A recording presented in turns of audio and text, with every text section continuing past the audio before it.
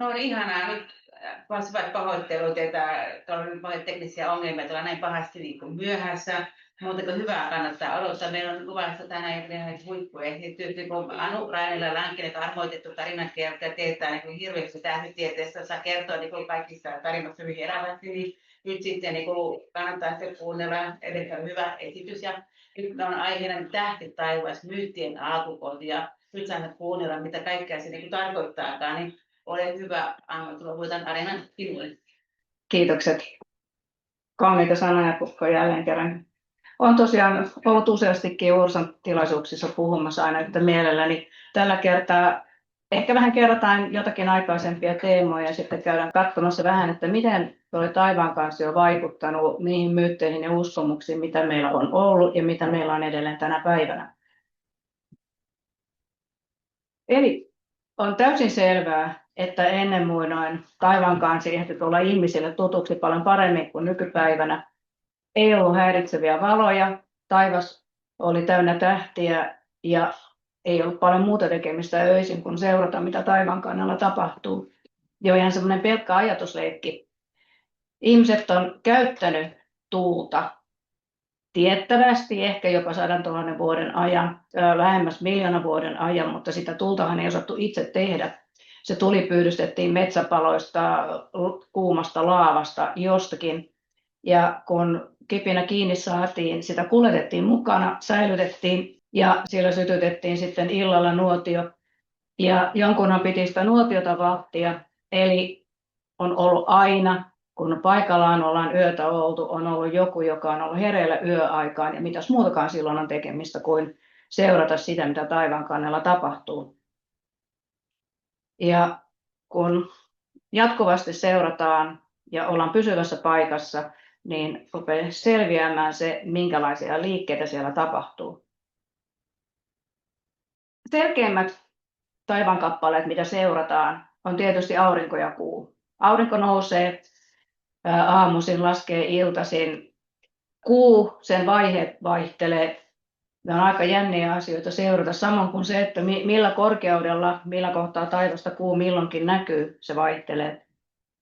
Tuossa on kuvattu tuossa alareunassa hylkeenluun palanen. Se on arvioitu johonkin siinä 30 000 vuoden taakse, eli hirvittävän kauan aikaa sitten. Siihen on kaiverrettu merkkejä. Ne on selvästi tehty erilaisilla työkaluilla, koska osa näistä viivoista on syvempiä, osa on kevyemmin tehty, eri työkaluja, eri aikoja ehkä, ja on arveltu, että siihen mahdollisesti on kaiverrettu kuun vaiheita. Mehän ei muuta voida tietää, mutta oletusarvo tämmöinen kovasti on.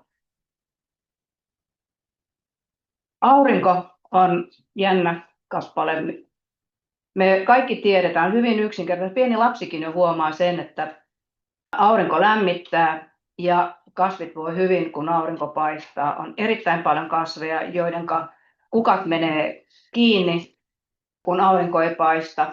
Avautuvat taas auringonpaisteessa. Auringonkukkaan niistä nyt varmasti on yksi selkeimpiä. On hyvin yksinkertaista vetää johtopäätös, että aurinko vaikuttaa elämään. Mutta entäs kun se aurinko laskee illalla? Tulee pimeätä, tulee kylmää. Aurinko kuolee. Alkuperäiskansojen myyteistä löytyy hirvittävän paljon tarinoita siitä, kuinka aurinko kuolee ja se kulkee yön aikana jonkun kuoleman valtakunnan manalan läpi ja sitten jännitetään, herääkö se sieltä uudestaan. Se on ehkä ollut niitä ensimmäisiä pelon ja ehkä sitten kiitollisuuden tilanteita, mitä ihmisille on tullut. Ja voi hyvinkin arvella, että siihen on liittynyt sitten jonkunnäköisiä riittejä, etenkin silloin, kun on ollut pitkään kylmää, pitkään pilvistä, sumuisia kelejä, tai sitten jos on ollut jotain luonnonkatastrofeja, tulivuoren purkauksia, jotka on pimentänyt taivaan pidemmäksi aikaa, niin sen auringon henkiin herättäminen on ollut kova juttu. Ja entä sitten kun tulee talvi? Päivät lyhenee, entistä vähemmän nähdään valoa, entistä kylmempää tulee. Tuleeko siitä maailmanloppu? Me tiedetään tänä päivänä, että sieltä tulee se kevät. Me kaikki odotetaan sitä varmaan nyt, kunhan tuosta joulusta selvitään. Mutta entisaikaan, ennen kuin kunnon kalentereita oli ja ennen kuin tietämystä oli, ja ennen kuin osattiin tietoa välittää toinen toisellemme, niin saattoi olla aika kurja juttu miettiä, että loppuksi se maailman tähän tuleeko vielä jotakin uutta. Eli on ollut hirvittävän tärkeää jo kauan aikaa sitten ruveta seuraamaan, miten aurinko käyttäytyy, jotta pystyttäisiin ennakoimaan sitä ja arvelemaan, että kyllä se sieltä herää vielä uudestaan. Meidät ihmiset on rakennettu ilmeisesti, näin tutkijat tykkää, meidät on rakennettu sillä tavoin, että meillä on jotenkin ominainen, synnynnäinen ominaisuus uskoa johonkin hengelliseen olentoihin. Meillä on myös se taipumusta kuvitella asioita ja toimijoita, nähdä henkiä, tapahtumia, jotakin tarotkorteissa, kristallipalloissa, missä milloinkin, jota ei oikeasti todellisuudessa ole. Mutta me hyvin mielellään tämmöisiä nähdään. Jos ei se ole muuta kuin se mustakissa, joka juoksee kadon yli ja sitten se tuo jotakin huonoa onnea. Hyvästä mielikuvituksesta on ollut ihmisille apua. Näin tutkijat päättelevät, että miksi on ollut hyvä, että me mielellään uskotaan kaikennäköiseen. Kun me osataan mielikuvituksen avulla luoda tilanteita ja tapahtumia, me osataan myös ennakoida, me pystytään varautumaan vaaroihin. Ja sehän on taas sitä hengissä selviytymistä. Mutta sitten taas siinä on se kääntöpuoli, että sitten kun meillä on oikein vilkas mielikuvitus, niin me helposti nähdään kaiken maailman yliluonnollista siellä, missä sitä ei pitäisi ollakaan, eli hömpänlöörää. Mutta tämä ominaisuus yhdessä siihen, että meidän on täytynyt miettiä auringonkin kuoleman ja jälleen syntymisen kautta elämistä kokonaisuudessaan, niin ne on ollut omiaan rakentamaan tätä meidän kaiken näköistä uskomusjärjestelmää. Auringon suuntien seuraaminen. Siitähän siinä on kyse, kun seurataan, mitä päivän mittaan tapahtuu auringon kanssa, mitä vuoden mittaan tapahtuu auringon kanssa. Eli onko päivät pidentymässä, onko päivät lyhentymässä. Sehän tuntuu ensi ajatukselta aivan hirvittävän vaikealta, mutta itse asiassa se on ihan helppoa. Kun meillä on paikka, jossa me ollaan pysyvästi vähänkin pidempään, tai johonka esimerkiksi metsästäjäkeräilijät tuli määrättyyn aikaan vuodesta, oli siellä tietyn aikaa.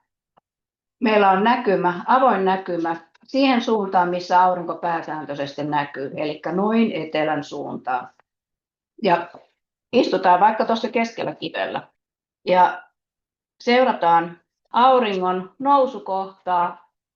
Jos me katsotaan sinne noin etelään päin, niin pikkuhiljaa meille hahmottuu, me katsotaan, että aurinko kuinka korkealla se on. Sehän tekee sellaista kaarta, se aamulla on matalalla, keskipäivällä korkeimmillaan, illalla laskee. Milloin se on korkeimmillaan? Sehän on sellainen taidekohta. Voidaan katsoa, että onko se esimerkiksi, tuolla näkyy taustalla joku kukkulanharja, siinä on edessä jotain puita, onko se esimerkiksi 2 sormen leveyden korkeudella puun latvoista. Me voidaan mitata, missä se on se korkein paikka. Hyvä, pidetään nenä siihen suuntaan. Sitten ruvetaan samalla jakkaralla kivellä istuessa, me ruvetaan seuraamaan auringon nousupaikkaa. Merkitään se siellä idän puolella, merkitään se jollain tikulla tai kivellä johonkin. Me huomataan, että pikkuhiljaa päivien edetessä auringon nousupaikka siirtyy. Jos me ollaan menossa lämpimämpää vuoden aikaa kohti, se nousupaikka siirtyy tuonne meidän selän taakse, eli koillisen suuntaan. Jos me ollaan menossa kylmää keliä kohti, niin nousupaikka siirtyy lähemmäs sitä, mitä me katsotaan etelään päin, eli kaakon suuntaan. Vastaavasti laskupaikat siirtyy, eli silloin kun aurinko nousee päivän ollessa lyhimmillään kaakon tienoilla, niin nousee kaakosta, se laskee lounaaseen hyvin lyhyt aika, mitä aurinko on näkyvissä. Ja sitten keskikesällä niin aurinkohan porottaa etenkin täällä meillä Pohjolassa melkein läpi yön. Ja tämä, kun riittävän monta vuoden kiertoa seurataan, että aurinko tekee ihan järjestelmällisesti aina tämän saman tempauksen, niin me tiedetään, että ei hätää. Vaikka se aurinko tekee hyvin lyhyen taipaleen talven tullessa tuolla nenämme edessä, niin se tulee sieltä vielä tekemään pidempää päivää. Edelleenkin me vietetään näiden aurinkosuuntausten mukaisia juhlapäiviä. Niitä on ihan satavarmasti vietetty jo silloin, kun ihmiset havaitsivat tämän säännönmukaisuuden aurinkosuunnissa. Kevätpäivän tasaus on ollut ehkä yksi niitä tärkeimpiä. Hirvittävän pitkään kalenterit, sitten kun ruvettiin kalentereita tekemään, niin ne alkoi aina kevätpäivän tasauksen hetkestä, eli sieltä 21. noin 21. maaliskuuta. Sinne mahtuu tänä päivänä meillä kristillisistä juhlista Marian ilmestyksen päivä, pääsiäinen, se entis vanha vuoden alku, Purim. Kesäpäivän seisaus on silloin, kun se aurinko sen pisimmän matkansa tuolla tekee. Keskikesän juhlat, juhannukset, Johannes Kastajan syntymäpäivä kristillisen kalenterin mukaan. Syyspäivän tasauksen aikaan vietetään Johannes Kastajan sikkiämistä, siinä ei nyt ole mitään kovin isoa juhlaa. Talvipäivän seisaus, no sehän on nyt sitten suuri joulua, Hanukkaa, Saturnaliaa, sitä on vietetty siellä niin kuin eri kulttuureissa ja kauan aikaa. Näiden aurinkopäivien, tasaus- ja seisauspäivien väliin mahtuu sitten legio ehkä paremminkin tunnettuja juhlapäiviä. Siellä keväällä vappu, kelttien Beltane, elokuun alussa elonkorjun alku ja jälleen Lugnasad kelteillä nimeltään Kekri. Onneksi nyt ollaan alettu puhua meilläkin jo Kekristä eikä pelkästään mistään Halloweenista. Ja sitten tietysti tämä suomalaisten vanha niin kuin talven taittumisen, talven selän juhla, jolloin talvi on puolessa välissä, kylmin aika takana, noin tammi-helmikuun tienoilla. Mutta aurinkojumalan juhliahan tässä siis vietämme edelleenkin, näinkin voisi asiaa ajatella.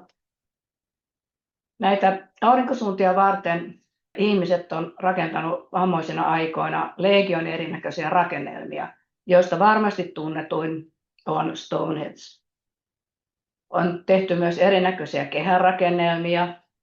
7000 vuotta sitten Saksan tienoille rakennettiin puinen kehärakennelma ja tällaisia erinäköisiä puisia kehärakennelmia, missä on porttiaukkoja. Sitten näihin aurinkosuuntiin niitä löytyy useita satoja keskisen Euroopan alueelta.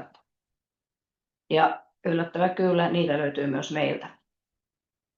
Meillä niitä kutsutaan jätinkirkoiksi. Se nimi on annettu ammoisina aikoina sellaisena aikana, jolloin alkuperäinen käyttö on unohtunut täydellisesti ja uudempi joukkio ei ole ymmärtänyt tuon taivaallista, mitä noilla paikoilla tehdään. Ne on siis tämmöisiä irtokivistä ladottuja kehävallirakennelmia, enimmäkseen suorakulmaisen muotoisia. Se on se erikoisuus meillä täällä, kulkee niin kuin Suomesta Etelä-Ruotsin kautta Hollantiin. Täällä on suosittu tämmöistä suorakaidan mallia. Ne on noin 5 metriä leveitä, 3 metriä korkeita, laakeita ollut alun alkaenkin, ei mitään siis tiukkoja muureja, joten siis kaikki selitykset suojautumisesta ja tämmöisestä käytöstä höpö. Kasteli on suurin ja kaunein näistä, sijaitsee Raahen tienoilla. Se on yli 60 metriä pitkältä sivultaan ja 36 metriä lyhyeltä sivultaan. Se on valtava. Museovirasto tykkäsi 100 vuotta sitten noita tutkiessaan, että se on ollut tämmöinen hylkeilihan säilytyspaikka. Joo, se on noin 1704 metriä. Kattoa tuskin osattiin tehdä ja ne metsästäjäkeräilijät, jotka 5300 vuotta sitten eleli pienissä ihmisryhmissä, niin ne ei kyllä tarvinnut niin isoa lihavarastoa. Kastelin hauskuus on se, että sieltä löytyy porttiaukkoja. Ne näkyy pikkasen huonosti tuossa kuvassa. Etualalla on yksi ja sitten tuonne keskelle oikealle löytyy toinen aukko. Ne erottuu paikan päälläkin sillä, että ne on reunustettu muita kiviä suuremmilla kivillä. Ja nämä aukot, mitä kastelissa on, ne osoittaa kuinka ollakaan kevätpäivän tasauksen auringon nousuun ja talvipäivän seisauksen auringon nousuun. Ja sitten siellä on kolmas portti, joka on minusta kaikkein mielenkiintoisin. Se osoittaa siihen suuntaan, missä aurinko nousee 11 päivää ennen kevätpäivän tasausta. Ja miksi se on merkittävä? Aurinkovuosi on se 365 päivää. Kalenterin mukainen vuosi, kun otetaan 12 kuun kierrosta, se tekee 354 päivää, eli siitä tulee se 11 päivää eroa. Eli Kastilin jätinkirkon rakentajat on tiennyt jo aurinkovuoden ja kuuvuoden eron, ja he on tällä kahden eri portin järjestelmällä, niin he on sitten tarkistanut aina omat kalenterinsa, että tsekannut, että no niin, kohta tulee myös aurinkovuosi täyteen. Ei he sillä nimellä niitä nimittänyt, mutta he tiesivät tämän ajanjakson eron. Mutta sitten, miten taivaankansi on auttanut hahmottamaan maailmankaikkeutta, sitä kosmosta, missä ihmiset elelee. Maailmanpuu on varmasti kaikille aika tuttu. Se on tänä päivänä hirveän suosittu symboli. Kaikki wannabe-henkiset henkilöt haluavat elämänpuun muotoisia koruja ja muita ympärilleen. Mutta onhan se on mahtava myytti. Se kulkee ympäri maailmaa. Islamilaiset, hebrealaiset, hindut, venäläiset, maijat, ihan kaikkialla sama ajan. Eli kosmos jakaantuu ikään kuin 3 osaan. Siellä on tämä kiinteä maankamara, jossa me asumme, missä kaikki elämä on. Sen yläpuolella on kupu. Pitäähän olla ehdottomasti joku kansi, koska sieltähän sataa vettä, muutenhan se vesi valuisi kaikki meidän niskaan, eli se kansi pidättelee vedet siellä yläpuolella. Sen kannen yläpuolella myös asuu kaikki jumalat. Tämän maanpinnan alapuolella asuu kaikki pahikset. Ja tämä erityisesti minua aina naurattaa se, että kaikki myytit, mitkä vastaan on tullut, niin se on ihan tämä sama jako. Aina ne pahikset on maan alla ja hyvikset on siellä ylhäällä taivaalla. Kertokaa mulle joku myytti, missä nämä on toisinpäin. Ei semmoista ole. Mutta ne pimeät voimat tietysti siellä pimeässä, mihin ei aurinko paista. No, tämä puu seisoo tukevilla juurillaan tiiviisti paikallaan. Se ei siinä huoju eikä hytky. Se pysyy paikallaan. Ja sehän on maailmanloppu, jos sille puulle jotakin tapahtuisi. No miten tämä nyt liittyy taivaankanteen? Kun ollaan etelämmässä, missä me ollaan tuossa keskisessä Euroopassa, eteläisemmässä Euroopassa. Jos olette koskaan katsonut, miten tähdet käyttäytyy, kun aurinko laskee ja tulee pimeätä, niin tähdet syttyy tavallaan paikoilleen sinne taivaalle. Ja yön aikana ainoa liike, mitä ne tekee, ne liikkuu idästä länteen sillä samalla korkeudella käytännössä. Sitten aamulla, kun aurinko nousee ja tulee liian valosaa, tähdet sammuu, kun ne eivät enää siellä taivaalla näy. Eli tähtien liike on aika lailla tasasta. Yllätys oli ihan hirmuinen, kun ne kansat, jotka lähti sieltä jostakin Intian pohjoispuolelta, mistä lienee jääkauden päätyttyä, jäätiköiden sulattua, lähtivät seuraamaan riistaa ja pikkuhiljaa vaelsivat ja matkallaan tuli kohti pohjoista. Ja täällä näkyy jotakin aivan villiä. Täällä tähdet kiertää jotakin pistettä yön aikana villin näköisesti. Selittäkää nyt tämä taivaankannen liike sillä puulla, joka seisoo juurillaan paikallaan. Se ei oikeasti onnistunut mitenkään. Mä oon koettanut elää sitä ajatusta näiden vaeltavien ihmisten mielessä, että kuinka kauan heillä kesti ymmärtää, että tämä on joku ihan normaali asia, ja kuinka kauan se pelotti, ja missä vaiheessa he huomasivat, että maailmanpuumyytti täytyy jotenkin rakentaa uusiksi. Tähdet kiertää, tänä päivänä ne kiertää pohjantähteä. No miksi pohjantähteä? No sen takia, että se on tällä hetkellä maan akselin kuvitteellisella jatkeella taivaassa. Se ei ole aina ollut sitä. Maan akseli kiertää niin kuin Hyrrän akseli. Se tekee sellaista valtavaa ympyrää tuolla taivaalla. Yksi ympyräkierros kestää 26 000 vuotta. Eli meidän akseli sojottaa erilaisiin tähtiin eri aikakautena.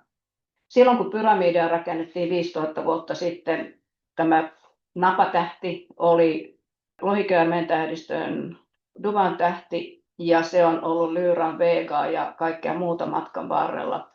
Pohjantähti on ollut nyt, mitä lie, 1000 vuotta likipitäen se meidän napatähti. Se tulee olemaan selkeästi napatähtenä vielä 200-300 vuotta. Sen jälkeen akseli on siirtynyt jo semmoiseen kohtaan, missä ei pitkään aikaan, ei vuosituhansiin tainnut tulla vastaan ensimmäistäkään kunnolla näkyvää tähteä. sitten meillä todellakin maailmankaikkeus on vähän pulassa. Mutta tämä on tämä meidän Pohjola merkillinen tähtien kiertoliike, ja sehän sitten synnytti meille aivan omintakeisen vastineen maailmanpuulle. Meille tuli maailmanpylväs.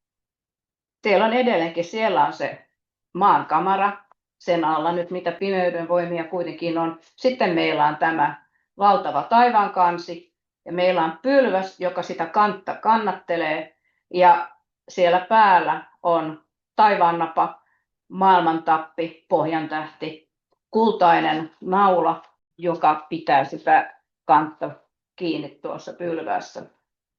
Ja tuo pylväs pyörii hirmuisella voimalla ja nopeudella, eli kun tämä meidän taivaamme pyörii. Ja sehän on silloin, se on se myllynvarsi, joka jauhaa niitä rikkauksia tuolla jossakin Pohjolassa, Itämeren suomalaisten sampo, ja samaa tarinaa kerrotaan Skandinaavien grottimyllystä. Eli meillä on vähän toisenlainen maailmankaikkeus. No, se on saatu järjestykseen. Jossakin vaiheessa ihmiskunnalla alkoi herätä suurempi kiinnostus ihan yksittäisiin tähdistöihin, siihen, mitä niistä tähdistä muodostuu. Tämä on varmastikin osittain spekulointia, mutta useimmat on sitä mieltä, että Lascaux'n tietty luolamaalaus liittyy oleellisesti Orioniin, Härän tähdistöön ja Pleiadeihin. Ja jos tuota kuvaa katsoo, niin kyllähän siellä jännästi Härän silmä, Härän Aldebaran, tämä rykelmä, mitä muutakaan se voisi olla kuin Pleiadit eli seulaset. Se, että siihen nyt on piirretty 6 suurta täppää eikä 7, siinä yleensä nähdään, mutta sitä sanotaankin, että se, että kuinka monta tähteä seulasissa näkee, niin se on näkötesti. Tai sitten pitkä matkahan sieltä oli luolan suuaukot tuohon kohtaan Lascaux'n luolassa, että jos se unohtuikin, kuinka monta siellä oli. Nämä saattavat olla Orionin vyöntähtiä, no niitä on tässä nyt 4, no miksi? Laskuvirhe. Mutta kuvat sopii hirveän hyvin yhteen. Jonkun takiahan noita kuvioita siellä maalattiin luoliin. Sieltä löytyy muitakin Lascaux'sta ja monesta muusta luolasta kuvia, jotka saattaisivat selittyä ihan tähtitaivaalla näkyvinä ilmiöinä. Näitä tähtiä on nähty sitten erinäköisinä kuvioina jo kauan aikaa. Tässä on varmaan niitä vanhimpia nimettyjä tähdistöjä. Me ei edes tiedetä, kuinka kauan ne on nähty tämän kaltaisena. No, mutta nämä on sellaisia tähdistöjä, ne oikeasti muistuttaakin sitä, mille ne on nimetty. Leijonan tähdistö, nämä on kaikki sellaisia, jotka koostuu kirkkaasta tähdistä. Nämä pystyy näkemään jopa Helsingin valosaasteisella taivaalla. Leijona, Orion tietenkin, mahtava metsästäjä. Skorpioni ei oikein näy meillä kuin pikkasen osittain. Jos kesällä sammutettaisiin aurinko, niin sekin näkyisi meillä. Ja sitten täällä on Joutsenen tähdistö. Joutsen kulkee pitkin linnunrataa, eli sitä taivaan kirkkaata kohtaa, missä eniten tähtiä on. Ja itse asiassa, jos malttaa esimerkiksi lämpimänä elokuisena yönä katsella taivaalle ja vähän pohtia ja siristellä silmiään, niin kyllä ne hahmottuukin tämmöiseksi. Näihin tähtikuvioihin on liitetty iät ja ajat kaikennäköisiä myyttejä ja tarinoita, miksi ne on siellä, mitä ne tekevät siellä taivaalla. Ja tutuimpia varmasti meille, jotka ollaan maltettu kuunnella historian tunnella joskus jotakin, on kreikkalaisten myytit, Olymposvuoren jumalat, jotka oli vallan virkeitä ja aikaansaapia, tekivät kaikennäköisiä tempauksia. He ja kaikki heidän apunaan olevat puolijumalat, nymfit, faunit, mitkä lienee henget, heidän edesottamuksistaan on valtava määrä tarinoita. Ja useimpiin niihin liittyy sitten joku taivaan tähtikuvio. Muun muassa Orionin tähdistöstä tarina, miksi se on. Orionhan on metsästäjä. Hän oli suuri metsästäjä ja omasta mielestään mahtavin kaikista, ja hän kehuskeli metsästyksen jumalatar Artemikselle, että hän kyllä pystyy jäljittämään tappaa ihan mitä riistaa tahansa, sä et Artemis ole yhtään mitään. Ja tämä tietysti harmitti paitsi tietysti metsästyksen jumalatarta itseään, myös maaemoa Gaiaa, joka ihan Artemista tukeakseen ryhtyi tärisemään kiukusta, maa halkesi ja sieltä maan uumenista lähetettiin maan pinnalle valtava skorpioni, joka meni ja pisti Orionia, eli tappoi Orionin. No se oli tietysti makea kosto, mutta hetken kuluttua niin Olympusvuorella jumalat, ennen kaikkea ne naispuoliset jumalat, ne rupesivat miettimään, että tämä oli pikkasen huono juttu, että olihan se Orion nyt sentään komea katsella, että tehtäisikö nyt jotain asian eteen. Ja niin he päättivät asettaa Orionin taivaalle tähdistöksi, mutta jotta tarinan opetus säilyisi, niin he asettivat taivaalle myös Skorpionin tähdistöksi. Mutta sillä tavoin, että kun Orionin tähdistö laskee taivaanrannan taakse, silloin Skorpioni nousee toiselta puolen taivasta, eli ne on vastakkaisella puolella taivasta. Skorpioni ajaa ikuisesti Orionia takaa, se ei saa hengen rauhaa, se muistaa joka ikinen yö, että tuli vähän oltua liian röyhkeä, mutta kuitenkin Skorpioni ei sitä kiinni saa. Tämmöisiä tarinoita eri tähdistöistä siellä sitten löytyy. Orionin tähdistöhän sellaisenaan, niin sitähän on monilla kansoilla, siihen liittyy montakin tarinaa, koska kuka mitenkin asian näkee. Se metsästäjä nyt on meille kaikille tutuin. Maoreilla Orionin tähdistö muodostaa vähän eri lailla kuvaa. Se on Tamareret-nimisen jumalan tähtikanotti. Tamareret suri sitä, että maailma oli pimeä silloin alussa. Hän ajatteli, että me tarvitaan maailmaan valoa. Hän heitti veteen kirkkaita kiviä, jotka nousivat sieltä vedestä taivaalle tähdiksi. Ja näin syntyi sitten Tamareretin tähtikanotti ja pikkuhiljaa kaikki muutkin tähdet. Tuolla Montanan alueella USAssa elää alkuperäiskansa nimeltä Absarookit. He ovat liittäneet Orionin tähdistöön tämmöisen moraaliopetuksen. Heidän mielestään se kuvaa naisen kättä. Ja muistutuksena naiselle, joka on petollinen, niin tämä tähdistö kertoo, että tuosta Orionin vyön kohdalta eli ranteesta katkaistaan käsi, jos olet petollinen. Aika hurjaa. Mutta myyttejä yhtä kaikki. Ehkä vanhimpia, mitä nyt voidaan ajatella historiasta, vanhimpia myyttejä on songlines, eli Australian aboriginaalien laululinjat.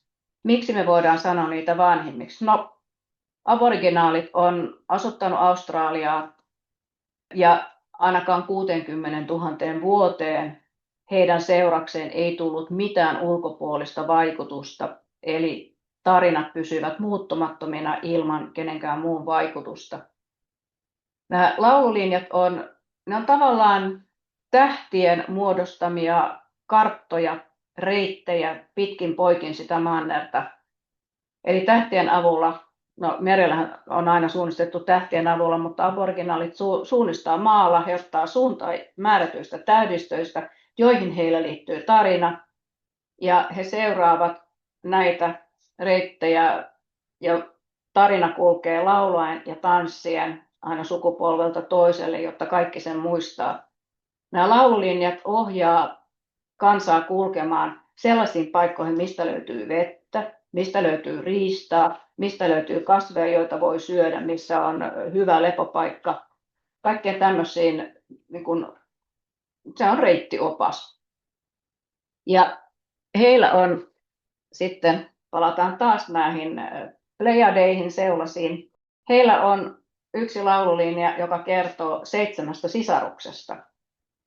7 kaunista sisarusta halusivat elellä olla yhdessä, mutta ilkeä ja häijy Vatinyrua oli sitä mieltä, että hän haluaa yhden sisaruksista puolisokseen. Sisaret lähtivät karkuun ja saivat mennä pitkän matkaa juosta pakoon Ja Vatinuyru vain seurasi ja seurasi. Lopulta sisaret pakeni taivaalle ja muodostivat siellä Seulasten eli Pleiadien tähtikuvion. Nyt siellä on se 7 tähteä. Vatinuyru jatkoi taivaalla heidän jahtaamistaan ja hänestä tuli Orionin tähdistö.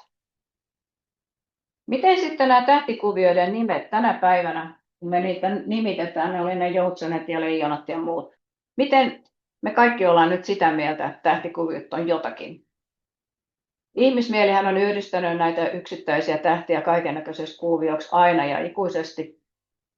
Nämä tähdethän sinänsä ei ole mitään erityisiä ryhmiä. Ne on vain juuri meistä maalta katsottuna ne näyttää tietynlaisilta. Niiden keskenäiset etäisyydet on hyvin suuria. Jotkut on lähempänä, jotkut on hirvittävän kaukana. Mehän ei sitä välttämättä nähdä. Miksi siis? Mistä se kuvio ja miksi se nimetään? Varmasti aikaisempina aikoina ehkä on syöty jotain hauskoja sieniä tai pähkinöitä ja sitten on nähty niitä hauskoja kuvioita. Me ei aina ymmärretä tähdistön nimestä, että miksi se siltä näyttää. Mutta sitten vielä kun mennään tuonne eteläiselle pallonpuoliskolle, löytöretkeilijät hämmästeli, kun ne näki taas aivan uudenlaisen tähtitaivaan. Sehän on aivan erilainen toisella puolella maapalloa. Siellä ei kukaan käynyt kysymässä alkuperäisväestöltä, että miten te olette nimennyt nuo tähdistöt. Silloin löytöretkeilijät antoi sille ihan omia nimiään. Siellä saatiin tämmöisiä jänniä mielikuvituksellisia keuloja, kolmioja, sekstanttia, mitä kaikkea. Jossa on hyvin niin kuin viehättäviä ja myyttisiä nimiä. Mutta joo, tähtitieteilijöillä oli tapana hyvin pitkään, siis jokainen itseään kunnioittava tähtitieteilijä teki oman tähtikarttansa. Sieltä löytyy, tähtitieteen historiasta löytyy sen ja tämän ja tuon astronomin tähtikarttoja, ne aina poikkesivat vähän toisistaan. Johtuu lähinnä siitä, että mesenaatille oli kiva nimetä oma tähdistö. Sieltä löytyy kuningasta ja keisaria ja mitä kaikkea eri tähtikartoista. Ja tällä tavoin pikkuhiljaa vuosisatojen kuluessa niin taivas oli aivan täynnä kaiken näköistä kuviota ja tähtikartat, ne ei ole keskenään edes vertailukelpoisia. Tarvittiin iso siivousurakka. Ja kansainvälinen tähtitieteellinen unioni otti tämän urakan tehtäväkseen ja 1928 otettiin käyttöön sitten unionin standardoima tähtitaivas. Siinä kaikki se, mitä me nähdään ympärillä, on jaettu 88 tähdistön alueeksi ja ne on nimetty kaikki samalla lailla, eli ympäri maailmaa meidän kaikkien nyt luulisi käyttävän sitä samaa tähtikarttaa. Tuossa vieressä on kuva yhdestä tähtikartasta, se on saamelaisten tähtitaivas. Tämä on tehty kauan ennen mitään kansainvälisen tähtitieteellisen unionin standardisointia. Se kertoo hauskasti sen, miten voidaan pilkkoa taas uudella tavalla ja yhdistää uudella tavalla tähdistöt. Tämä saamelaisten tarina kertoo suuri hirvisarva ja sen osia on täällä Orionin tähdistössä. Sarvista menee Oinaaseen, Perseuksen, tuolla on Kassionpeijan tähdistöä. Mutta tuossa saamelaisten tarinassa siellä on 3 metsästäjää, jotka metsästävät tätä suurta sarvahirveä. Yksi metsästäjistä käyttää jousipyssynään otavaa, varajousipyssynään pikkuotava. Toinen metsästäjä muuten vaan katselee tuolta tähdistöä. Sitten meillä on Galla, kaikkein osavin näistä metsästäjistä, joka on Sirius, eli taivaankannen kirkkain tähti. Ja Gallahan sen saa sitten hirven kaadettua ja Orionin vyön kohdalla olevat Gallabarni-kallenpojat sitten valuttavat Orionin tähdistön alatähtien Saifin ja Rigelin kattiloihin valuttaa tämän hirven veret ja sitten säilytetään siellä Gallenpoikien, Gallabardien majassa Orionin vyössä Nili-aitassa nämä hirven lihat. Tällainen tarina. Mutta mitä sitten meillä täällä eteläisemmässä suomalaisten tähtitaivaasta, missä ne meidän myytit.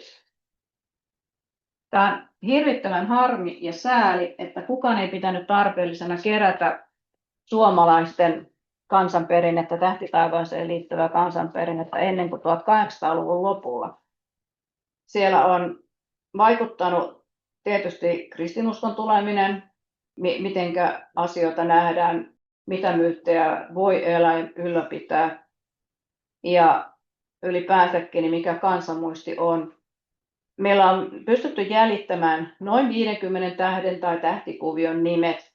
Osa näistä toki on päällekkäisiä. Meillä löytyy Otavaa, Pikku-Otavaa, Ryssän Otavaa, Sen Otavaa ja tämän Otavaa, jotka ei välttämättä edes tarkoita sitä meidän kauhan näköistä tähdistöä, vaan ne on jotain ihan muuta. Itse asiassa ne on seulasten erilaisia nimiä, useimmat on erilaiset Otavat. Joo, ja sitten sieltä löytyy Veenukselle useita nimiä, kointähteä, huomentähteä, iltatähteä, auringontähteä. Niin kuin samalle asialle löytyy monia nimiä ja välttämättä ne ei nyt sitten aina vastaa edes sitä, mitä on oikeasti siellä taivaalla. Hyvin sekavaa, hyvin puutteellista ja näihin tähdistöihin ei oikeasti liittynyt mitään semmoisia myyttejä, jotka olisi jäänyt elämään. Meiltä löytyy auringonjumalatar, päivä tai päivätär. Siitä löytyy mainintoja Skandinavian tienoilla tästä naispuolisesta auringonjumalattaresta noin 3500 vuoden takaa. Nousee päivä, laskee päivä, päivänkoitto. Kuinka usein me ajatellaan edes päiväsanaa synonyyminä auringolle, mutta sehän on. Päivätär sai jossakin siellä pronssikauden ehkä loppupuolella 2500 vuotta sitten mahdollisesti, sai seurakseen taivaanjumala Ilmarisen.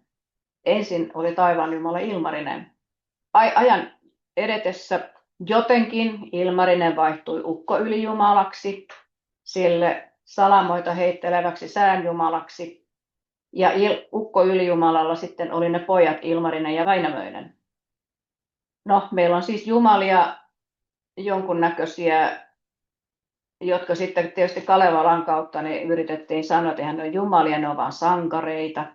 Mutta se huomionarvoinen juttu on se, että vaikka se niin kuin lähtökohta on ehkä jostakin sieltä tähtitaivalta tulevat myytit, niin näille sitten Väinämöisille, Ilmarisille ja Ukolle, niin niillähän ei ole mitään vastinetta tähtitaivaalla. Ne vaan on hahmoja, myyttisiä hahmoja.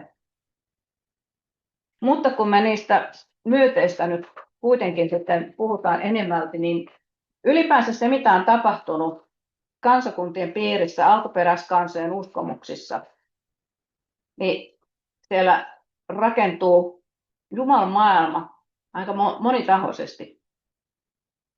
Johtuen ehkä siitä, että tämmöiset pienet metsästä- ja keräilijäyhteisöt, niin heillä ei oikeastaan tarvetta mihinkään tämmöiseen auktorisoituun kaiken asioiden säätäjään tai edes luojaan, vaan se, että tämmöinen moraalieettinen koodisto, se säilyy hirvittävän hyvin sen ryhmän sisällä.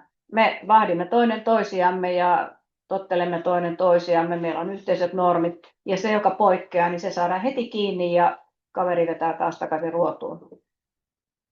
Tämmöisiä erinäköisiä jo niin kuin käskyttäviä hahmoja alkaa ilmestyä siinä vaiheessa, kun yhteisöt kasvaa niin suuriksi, että yhteisön sisälläkin tapahtuu jo eriytymistä.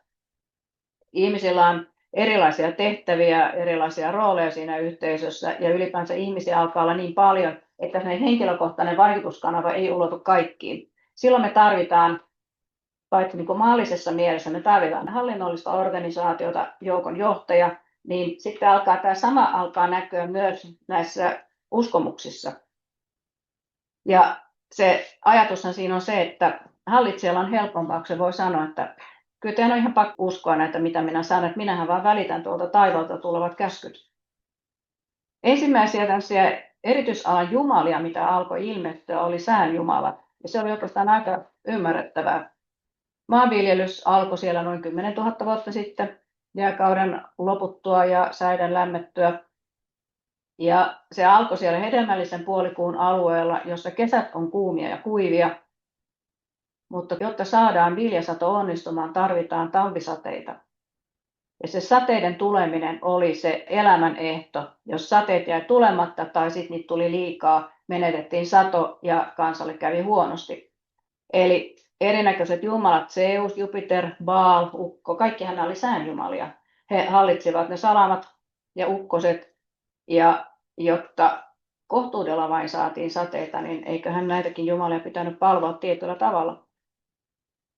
Se, mikä tietysti aina näin tähtiharrastajan kanssa, niin on mukava ajatella, että näiden taivaallisten jumalien viestien tulkitsijoiksi tarvittiin jonkunnäköisiä, me kutsutaan niitä tänä päivänä papeiksi.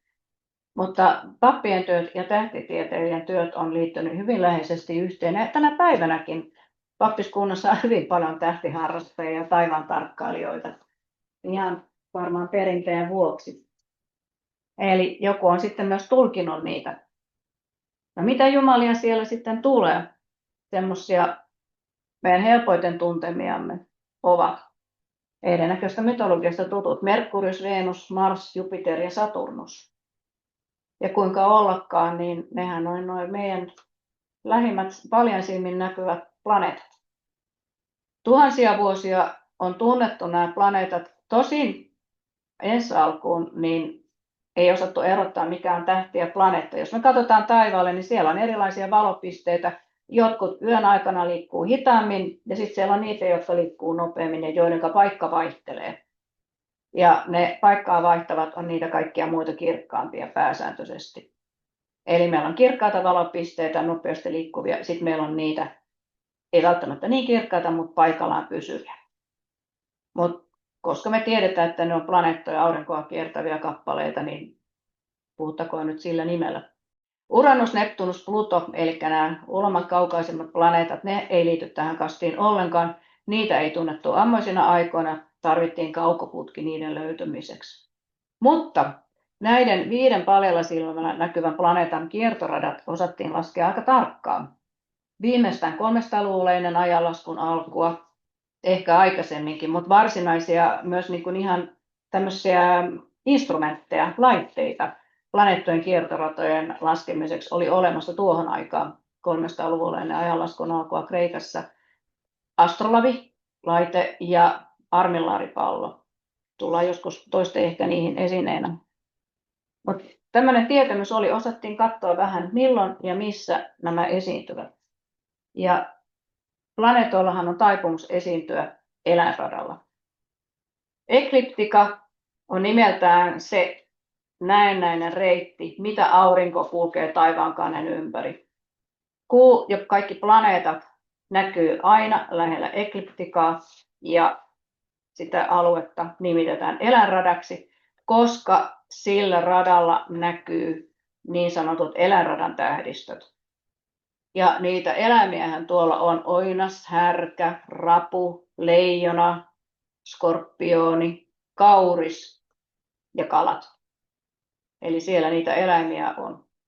Ja kyllä se on varmasti ihmetyttänyt aika lailla niitä ammoisten aikojen ihmisiä, että miksi nämä kirkkaat valopisteet liittyy aina näihin tiettyihin tähdistöihin, miksi ne liikkuu niiden edessä. No me tiedetään tänä päivänä tietysti pikkasen tästä taivaanmekaniikasta. Kaikkihan johtuu siitä, että me kaikki planeetat kierretään aurinkoa kutakuinkin samaa ratatasoa, jolloin kun me katsotaan näiden meidän kanssakulkijoiden liikettä taivaalla, niin ne kulkee aina tiettyä reittiä pitkin. Mutta tämä mekaniikka ei ollut nyt ihan tuttua entisajan ihmisille. Mutta mitä sitten mietittiin näiden planeettojen liikkeistä?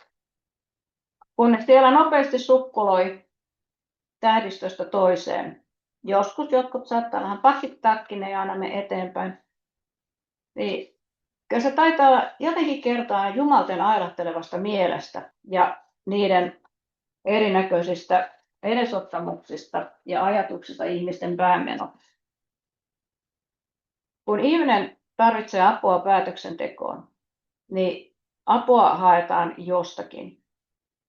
Edelleenkin on paljon ihmisiä, jotka tykkää kysyä apua jumalilta, kristallipallolta, tarotkorteista, arpanoppia heittämään miten vaan, mutta taivaankappaleen liikkeet on kyllä aika kova juttu. Senhän täytyy merkitä jotakin, jos Mars on oinaassa tai jotakin, mitä liian.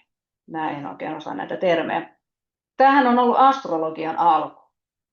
Planeetat on jonkun tähdistön kohdalla, se siis merkitsee jotakin. Babylonialaiset oivalsi tämän ja osasi systematisoida planeettojen liikkeen. Ja jo noin 200 ennen ajanlaskun alkua he jako ekliptikan, 360 astetta, mitä on 30 asteen levyisiin osiin, joita on siis 12 kappaletta, ja ne nimettiin merkeiksi, eli eläinradan merkit. Me tunnetaan ne siis horoskooppimerkkeinä.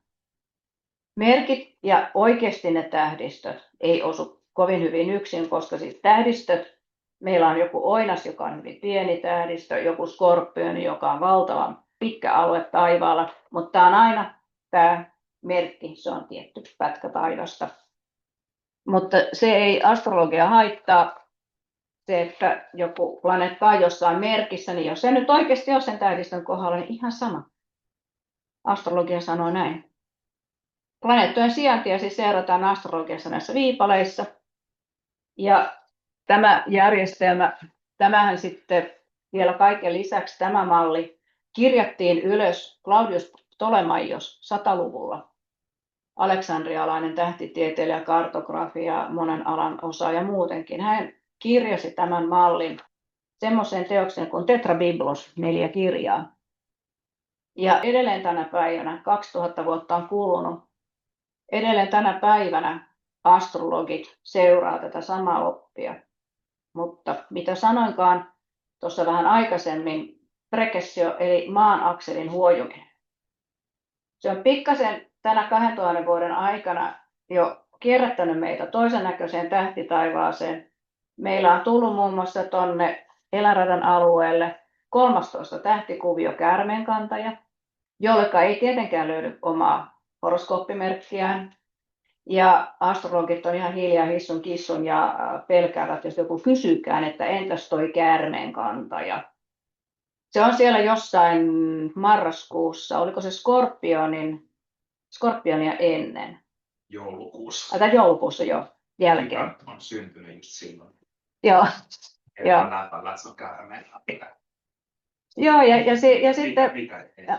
Joo, ja sitten aika ajana hauskaa, kun siis ihan oikeasti jotkut planeetat näkyy silloin tällöin hetken aikaa käärmeenkantajan tähdistössä. Ja astrologi parat, kun ei voi sanoa siitä yhtään mitään. Mutta tämä vaan nyt kertoo se, että me puhutaan niin kuin eri maailmasta. Mutta se, että tämäkin uskomusjärjestelmä, astrologia, se on ollut erittäin tärkeä. Jälleen kerran sama juttu. Jos mulla on tehtävänä joku valtavan iso päätös ja mä epäröin. Ja mulla on aina mieleen kuva jostain näistä historiallisista draamoista, joista on kreikkalaiset sotajoukot kohtaa toisensa. Meidän puolella täällä on 20 000 miestä kukkulalla, vastapuolen kukkulalla on 30 000 miestä, ja meillä on se laakso, jossa on meidän tarkoitus tuon johtajan ja mun johtajan joukkojen kohdalla taistella jostakin, mistä milloinkin. Niin ajatus siitä, että pitäisi päättää, että lähdetäänkö me taistelemaan vai ei, tapataanko me nämä kaikki mun ihmiset vai saadaanko me kunniakas voitto tuosta toisesta osapuolesta, nämä hirvittäviä päätöksiä. Mitä mä teen? Heitetään noppaa, kysytään tähdiltä jotakin uhritulia. Kas, enhän se minä, mut kun noi tähdet. Tämähän se on, mikä pistää meidät kysymään kaiken maailman uhrisavulta ja muilta vastaavilta, miten asiat on. Me pestään itsemme puhtaaksi vastuusta, se on joku muu. Ja jos Jumalat nyt sitten antaa semmoisen käskyn, että tänään niin kun mun sotajoukkoni kaatuu tässä taistelussa, niin ihan sama. Se oli Jumalten tahto. Se hyvä puoli on se, että mehän ei niin kuin enää tänä päivänä sitten näitä jumalia niin kauheasti käsitellä eikä käytetä. Me ollaan jo päästy järjen riemuvuoton puolelle, eikö joo? Paitsi että ne jumalat siellä kummittelee jokapäiväisessä arkielämässä edelleenkin. Meidän viikonpäivät on nimetty näiden planeettajumalien mukaan. Maanantai on kuun päivä, tiistai Marsin, ja meikäläisittäin sitten täällä Skandeissa on vaikuttanut toi Tuurin, Odinin, Aasojen maailma, se on Tyyrin päivä. Tyrhän on ihan vastaava jumala, sodan jumala kuin Mars. Merkurius keskiviikkona eli Odinin päivä. Torstaina Jupiterin, Tuurin tai Baalin päivä. Perjantaina Venuksen vastaavasti Freijan päivä. Lauantai on Saturnukselle omistettu, kaikkialla muualla paitsi meillä täällä Pohjolassa.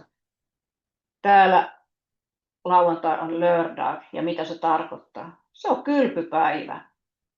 Mitä me noista jumalista? Lauantaina täällä kylvetään saunassa, se saa riittää. Sunnuntai tietenkin pyhäpäivä, suurin ja merkittävin päivä on sitten annettu auringonjumalalle, Dies Solis, mutta sitten jo nyky-Italian puolella kristinusko alkoi vaikuttaa, että ei tämmöistä niin aurinkonjumala-juttua oikein sovi olla, Vatikaani ja muut, mitä ne sanokaan, niin sitten tuli Domenica, eli Jumalan päivä. Israelin Palestiinan alueen, puhutaan Levantin alueesta. Siellä on ollut myös tämmöinen mielenkiintoinen jumalamaailma. Tämä on niin kuin tutkielma, mitä on tehty eksegetiikan parissa. Se on siis tieteellinen oppi, josta tutkitaan uskonnollisia tekstejä ja etsitään niiden alkuperäisiä merkityksiä. Tästä on julkaistu tänä vuonna äärimmäisen mielenkiintoinen kirja Jumalan synty. Ja siinä on niin kuin kerätty yhteen niin kuin vuosikymmenten tutkimustyötä kaikista teksteistä eri kielillä, eri käännöksissä, niiden tulkinnoissa. Onko tämä Ville Mäkipelto vai mikä tämä on? Joo. Minä teki YouTubea mielenkiintoisia videoita. Joo, hän on yksi niistä tekijöistä. Joo. Siellä Levantin alueella auringonjumala, totta kai, niin kuin niin monissa kulttuureissa löytyy tämä auringonjumala, pääjumala, El. Alueenkin nimi on Israel. Tekstitulkinnoista ja erinäköisistä kivipiirroksista, mitä löytyy, on päätelty El auringonjumalaksi. Hänellä oli apujumalana säänjumala Baal. Säänjumala jälleen kerran Levantin alueella maanviljelyksen aikaan oli hirvittävän tärkeää. Paitsi että säänjumala hallitsi niitä sateita, niin se toinen iso asia, säänjumala hallitsi rakeita. Helteet me tiedetään, meilläkin pitkä hellejakso päättyy usein hirvittäviin ukkosmyrskyihin ja raekuuroihin. Ja jos sitten tuleekin valtavia sateita ja raekuuroja, niin rakeet hakkaa taas viljat hajalle. Eli tämmöiset rakeiden hallitsijat olivat oleellisia jumalia. Ja oli myös olemassa ammattikunta, jotka oli tämmöisiä rakeiden, miksi en sanoisi, henkilöitä, joiden tehtävänä oli rukoilla tai tehdä jotain muita riittejä sen eteen, ettei rakeita tulisi. Eli aina kun näytti sää uhkaavalta, niin tällaisia henkilöitä kutsuttiin apuun tekemään jotakin uhrimenoja, että raemyrskyt ei pilaa satoja. No niin, siellä oli myös, Eelin alla oli myös vähemmän vaikutusvaltainen säänjumalanakin osittain toiminut Jahve. Sitten kun tullaan tuonne 800-luvulle ennen ajanlaskun alkua, niin täällä Israelin Palestiinan alueella tietty dynastia, niin sanottu Omrin dynastia, päätti vaihtaa jumaluuksia. Tämmöistähän on tapahtunut esimerkiksi Egyptissä kauan aikaa sitten, niin kuka se olikaan, joka päätti tehdä itsestään Jumalan Aton, Eknaton. Eli yhtäkkiä vaan joku saa oivalluksen, että olisipa kivaa, jos minulla olisi oma Jumala, ja koska siis tämän hierarkian mukaan hallitsija on Jumalan poika, niin siis tällä tavoin saadaan sitä omaakin asemallaan parannettua. Mutta tänne Omrin dynastia päätti hylätä Eelin ja asetti pääjumalaksi Jahven. Eli se oli määräys, että Jahve on sitten tästä lähtien ylijumalamme. Ja näin El ja Baal, auringon ja sään jumalat, yhdistyivät ja sulautuivat tähän Jahveen. Tuon alueen uskomusjärjestelmässä järisyttävä muutos tapahtuu silloin, kun Jerusalemin temppeli tuhoutui. Se tiedetään tarkalleen, että se tuhoutui vuonna 587 ennen ajanlaskun alkua. Se tuho oli merkittävä. Siihen asti uskomusjärjestelmään oli kuulunut muun muassa se, että jokaisen oikean uskovan tuli käydä Jerusalemin temppelissä katsomassa tätä Jumalan patsasta, ilmeisesti patsasta. Se ei ole ihan varmaa, mutta sanottiin, että Jumalaa piti käydä katsomassa. Mutta kun temppeli tuhottiin, papisto tuhottiin, oppineet tuhottiin, hallitsijat tuhottiin ja vietiin orjuuteen jonnekin. Se oli niin täydellinen tuho, että se koko kulttuuri romahti. Sitä yritettiin paikata uudestaan kasaan ja ne, jotka sitä jäivät paikkaamaan, oli niin sanotut kirjanoppineet, eli kirjurit. Ne oli ne ainoat, joilla oli kyky ja tieto kaikesta vanhasta kulttuurista ja heillä oli kyky kirjata se ylös, he osasivat kirjoittaa. Ja tämä kirjanoppineiden joukkio alkoi sitten tehdä tavallaan uutta historiaa tälle alueelle niistä elementeistä, mitä oli jäljellä. Heidän oli pakko hylätä uskonnon opeista se, että kansan pitää tulla Jerusalemin temppelin käymään, kun sitä ei ollut. Piti olla jotakin muuta. Ja tällä tavoin vähitellen Jahve sai valtavan merkittävän roolin. Hän oli semmoinen tuolla taivaassa oleva hahmo, jota kunnioitettiin vain maan päällä olemalla, eikä häntä käyty henkilökohtaisesti tapaamassa.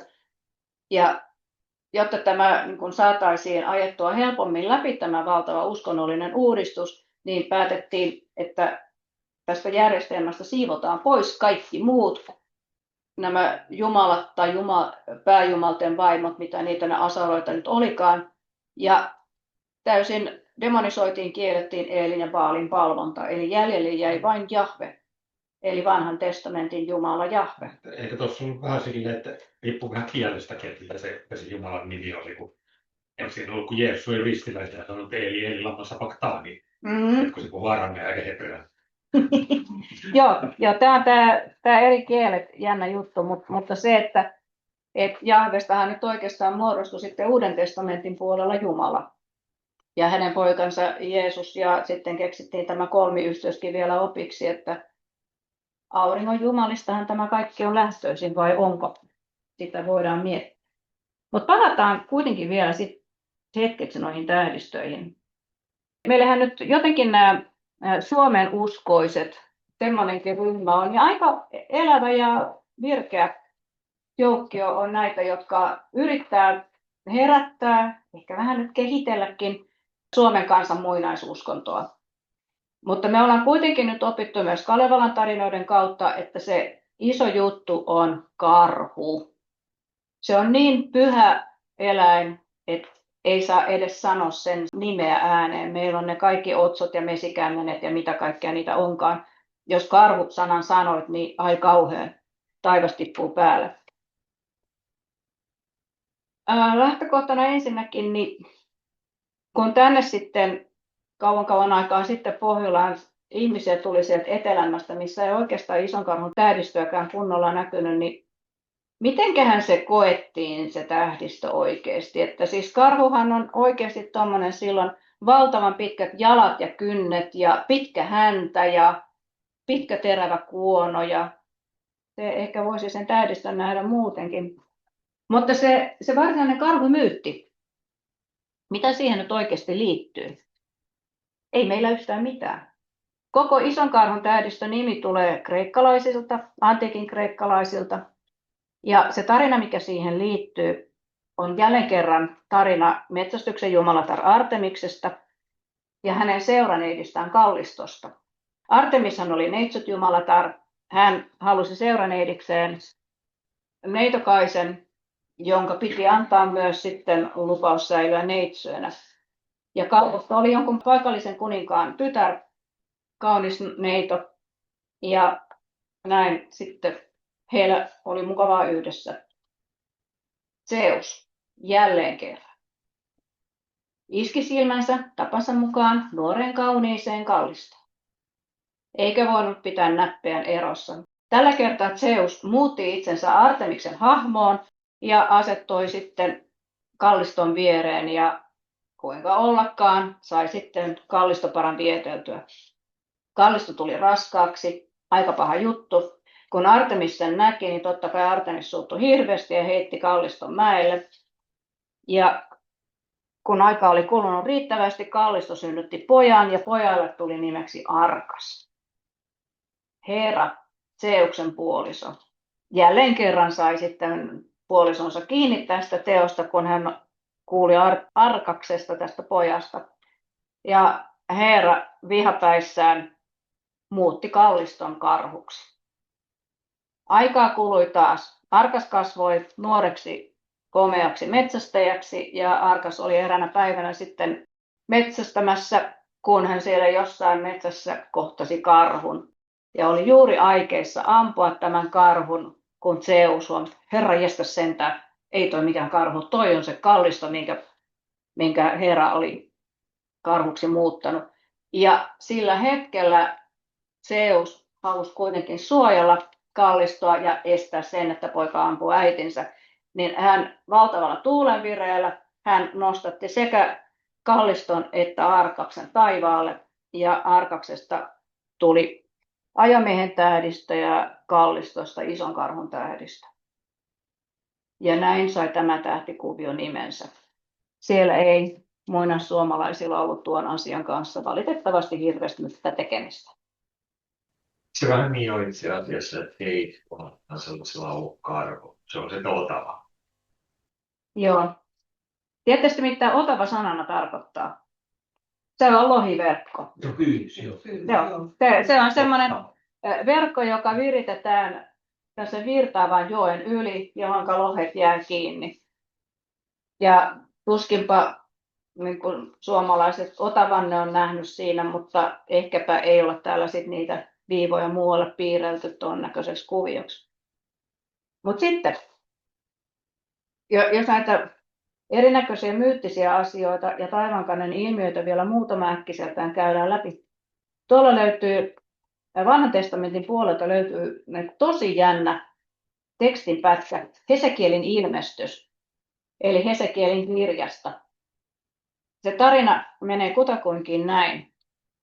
Ja minä näin, ja katso, myrskytuuli tuli pohjoisesta, suuri pilvi ja leimahteleva tuli. Ja pilveä ympäröitsi hohde, ja tulen keskeltä näkyi ikään kuin hehkuvaa malmia keskeltä tulta. Ja näiden elävien olentojen hahmo oli näöltänsä kuin tuliset hiilet, jotka palavat tulisoihtujen näköisinä. Tulta liekehti olentojen välissä, ja tuli hohti, ja tulesta lähti salamoita. Ja olentojen päitten ylle hahmottui taivaan vahvuus niin kuin peljättävä kristalli, kaartojen ylös niiden päitten ylitse. Tämä on aika vaikuttava teksti. Voidaan tietysti ajatella, että oliko kyseessä nyt jotkut kivat sienet, mitä oltiin syöty, vai oltiinko oikeasti nähty jotakin. No, tutkijat on saanut selvitettyä, että tarkkaan ottaen tuolla 590-luvulla ennen ajanlaskun alkua maan magneettikenttä oli kellahtanut hyvin paljon nykyisiltä sijoiltaan sieltä niin kuin Pohjois-Avan tienolta Kiinan ja Lähi-idän suuntaan. Ja tuli niin kuin magneettikentän keskus aika paljon etelämmäksi. Se, mihin se vaikuttaa, on revotulten esiintymiseen. Eli niihin aikoihin on nähty todennäköisesti ihan päivän tasajalle asti kirkkaita, voimakkaita revontulia. Ja mitähän se Hesekielin ilmestys, myrsky tuli pohjoisesta, tulisia hiiliä, tulesta lähti salamoita, kaikkea tätä. Voisiko Hesekielin ilmestys ollakin revontulia? No kuitenkin hämmentävä ilmiö, kun kunnon revontulet loimaa edelleen tänä päivänäkin ne lumaa meitä, vaikka me tiedetään jo tietoisen tarkasti, mistä se koko ilmiö johtuu. Raamatussa puhutaan myös paljon taivaallisista sotajoukoista. Ja katso yhtäkkiä siellä jollakin oli enkeleitä ympärillä ja taivaallisia sotajoukkoja, mitä kaikkea monessa kohtaa mainintoja. Olisiko mahdollisesti nähty haloilmiöitä? Eli haloilmiöt on auringon tai kuun ympärille tulevia tämmöisiä sivuaurinkoja, kaaria, ympyröitä. Ne johtuu valon taittumisesta tai jääkiteiden läpi. Näitä haloja näkyy hyvin yleisesti. Yleisin kuukausi meillä on kai huhtikuu, milloin niitä näkyy, kun korkealla taivaalla on jääkidepilviä, mutta niitä näkyy mihin tahansa vuoden aikaan joka tapauksessa. Aina kun taivaalla näkyy harsomaisia yläpilviä, niin kande peittää se aurinko sormen päällä millä tahansa ja vähän siristellä silmiä ja katsoa, että olisiko siellä ympärillä jotain tuommoisia muodostelmia. Usein on. Toinen tämmöinen jännä, ehkä enkelit ja taivaalliset sotajoukot ilmiö, tuohon on aika hurjakin, jos on ollut kunnon tähdenlentoparvi yö. Meillähän näitä tähdenlentoparvia on Leonideja ja mitä kaikkea niitä onkaan silloin tällöin tulee. Joskus esiintyy hyvin voimakkaana, että tunnin aikana voidaan nähdä kymmeniä tähdenlentoja. Ja jos tämmöinen kovin aktiivinen hetki on kohdalla, niin on se vähän kuin siellä sotajoukot se tulikeihätänsä heittelisi. Oli harvinaisia meteorimyrskyjä, me kaikki oli ihan harvinaisia. Tiedetään niistä, että siis tuhansia tähdenlentoja tunnissa. Niin joo. Eli siis taivas sataa oikeasti. Joo. Niin ne on kyllä, ja ne on sen verran harvinaisia, että jos se sattuu sää ja juuri se oikea pituusaste, missä me ollaan muutaman tunnin mittaisia. Kyllä sitä varmasti tarina täyttäisi. Tähän tiedetään nyt jo niin kuin historialliselta ajalta, mutta että mitä ne on sitten aiheuttanut sellaiselta ajalta, josta ei olekin kirjattu muuta kuin myyttejä. Joo, no, varmasti pistänyt ihmisen nöyräksi hetken aikaa. Ja sitten on luvattu olla kilttejä ja tehdä kaikki tarpeelliset valvontamenot ja riitä. Mutta vielä tuohon revontuliin.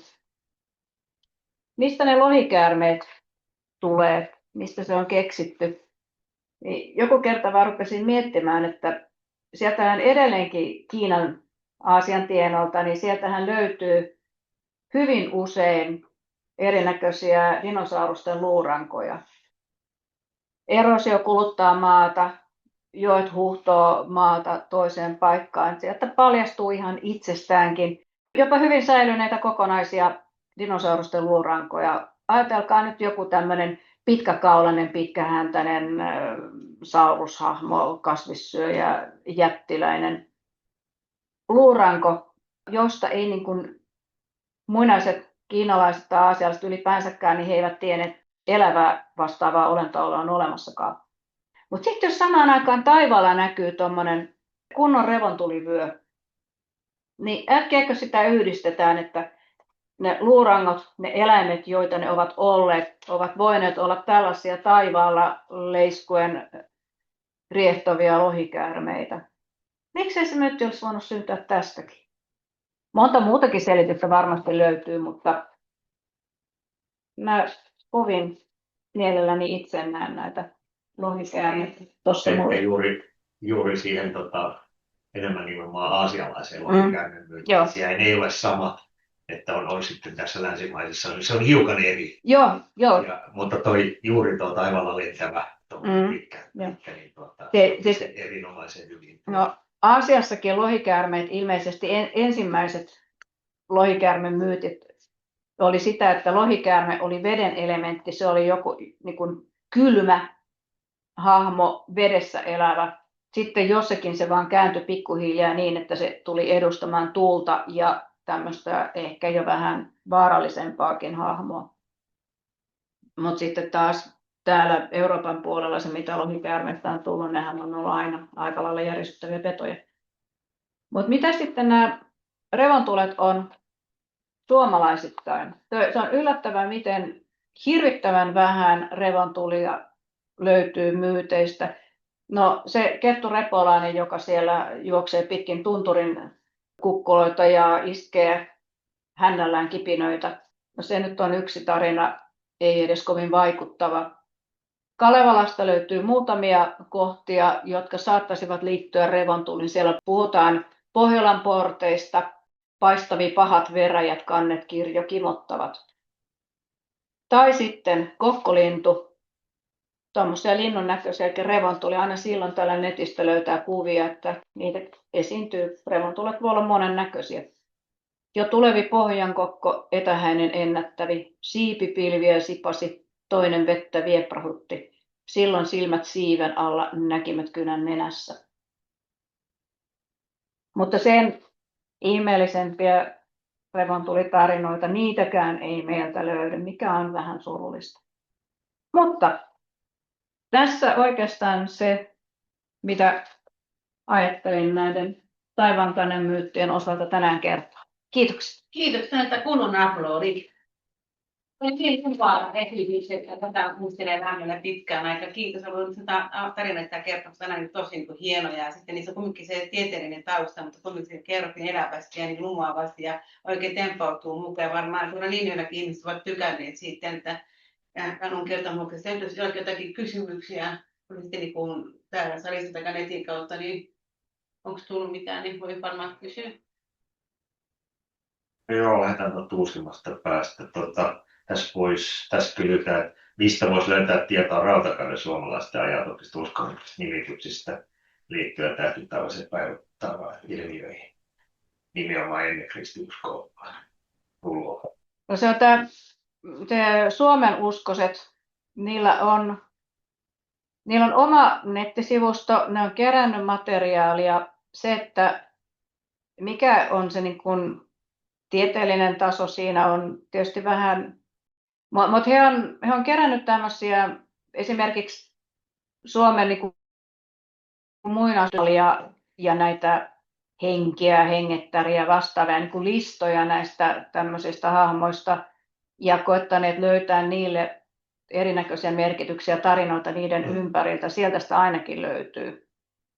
Mutta jälleen kerran, niin kun niitä ei meillä mitenkään ylös kirjattu, ei ollut menetelmiä eikä kirjaajia, niin puhutaan nyt hirvittävän pitkälti sitten ihan kansanperinteestä sinänsä, mutta se, että kansanperinnekin elää ja muuttuu matkan varrella, että kuinka autenttisiin tietoihin päästään, niin se on sitten toinen juttu. Joo, mä en tiedä ainakaan, en ole kansantieteilijä, mutta miten paljon on sitten analysoitu sitä kyllä kansanperinnettä on, mutta sitä joudutaan sitten ainakin tulkitsemaan, että kuinka paljon siihen tulee uusia kerroksia. Joo, ja tässä on nyt pikkasen minusta sama ongelma kuin esimerkiksi Kalevalan tulkinnoissa, että sieltäkin todennäköisesti näistä vanhoista niin kuin Karjalan ajan lauluista ja runoista olisi voinut ammentaa enemmän jotain tähtitaivaaseen liittyvää asiaa, mutta se, joka kirjoitti tarinat muistiin, ei ollut ehkä itse tähtitieteilijä. Asiaan on vaikuttanut myös se, että koska tähdet ja jumalat on yhdistetty, niin tämmöisiä pakanallisia jumaluuksia ei haluttu varmastikaan korostaa, etenkin jos muistiinkirjaaja oli itse vakaasti uskonnollinen. Että siellä on myös niin kuin hävinnyt sitä tietoa.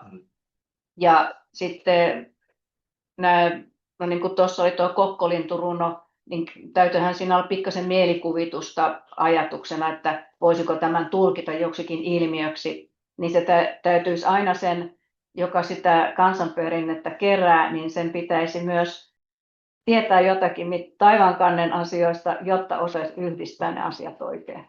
Voisin täällä sanotaan, kommentoi, että tiedetään aika vähän lähinnä esinelöytyjen kautta, että ehkä sitten kansanrunoissa on säilynyt ehkä niin kuin tuolla tässä puhuttukin. No ehkä saamelaisten rummothan on varmaan sellainen, että on niin kuin, että siinä on niin kuin, ei nyt kirjoitettu, mutta ainakin kuvallista aineistoa, että niissä on aika paljonkin, että just tästä kolmikerroksesta maailmasta ja tämmöisistä. Että... Sitten semmoinen sama, niin Sanna-Leena Siikalahan on kanssa semmoinen tutkinut niin suomalaista tämmöistä uskomusmaailmaa, että ne kristinuskon puloita, jotka siltä niin ainakin voi löytää teoksia. Ne on aika paljon sellaista niin vertailevaa, että mitä on niin puhuttu, niin kuin sanotaan suomalaisuudelaiset minun, mitkä on, mistä se tämmöistä ennalta ajalta tietoa yleensä muuta tämmöistä, että semmoista on. Se on just kyllä, että kyllä siellä ei rautakauden sillä hetkellä ei ole. Niin. Kerroksia kyllä löytyy, mutta tosiaan niin kuin ne on voinut. Mutta sitä mä oon just miettinyt, että kun saamelaisilla on kuitenkin tuo tähtitausperinne, on niin kuin vähän laajemmin kuin mitä meillä, että onko meiltä sitten hävinnyt vai miten se sitten menee, niin se on vaikea sanoa. Mä nimenomaan näkisin, että se on meiltä hävinnyt. Joo. Saamelaiset on ehkä ollut vähän suojassa enemmän kuin ne on ollut siellä kauempana erämaissa ja siitä ei ole päässyt vaikuttaa niin paljon tähän siinä vaiheessa, kun on kerätty. Mutta joo, saamelaiset tosiaan on ja sitten ei se ole pelkästään Suomessa, vaan siis koko Saamen alueella. Pikkasen ne tarinat eroavat, mutta niissä on toi sama juoni. Sarfion ja muutama muu on siellä silleen niin kuin laajemmin. Mutta joo, niistä suomalaisista nimistä, niin tähtien nimistä, että kyllä niitä löytyy. Ja niin kuin sanoin, niin sitten esimerkiksi juuri Seulaset on sellainen, josta löytyy vähintään 230 erilaista, jos enemmänkin. Tähtitaivas 2000 kirjasta, toi Tuukka Veroniemi kävi katsoa sitä SKS:n kirjastosta, siihen on tuotu. Me ollaan jossain vanhoilla kursseilla lueteltu, niin lähes joka paikkakunnalla oli oma. Että siellä on tiettyjä Otavaan liittyviä, koiranpentuihin liittyviä, sitten Väinämöisen Viirasu taisi olla yksi. Ja siis sellaisilla on todella monta, siis ihan lukematon määrä nimiä, mutta tosiaan niitä Otavia, Ryssä Otava, Väärä Otava, muista mitäs muita siinä oli. No mä voisin katsoa, että ostaa sen kirjan ja lukea sen litania sieltä, mutta niitä on. Mutta sitten muutamia muita tähtiä, mutta ei sitten ehkä ihan niin kauhean paljon.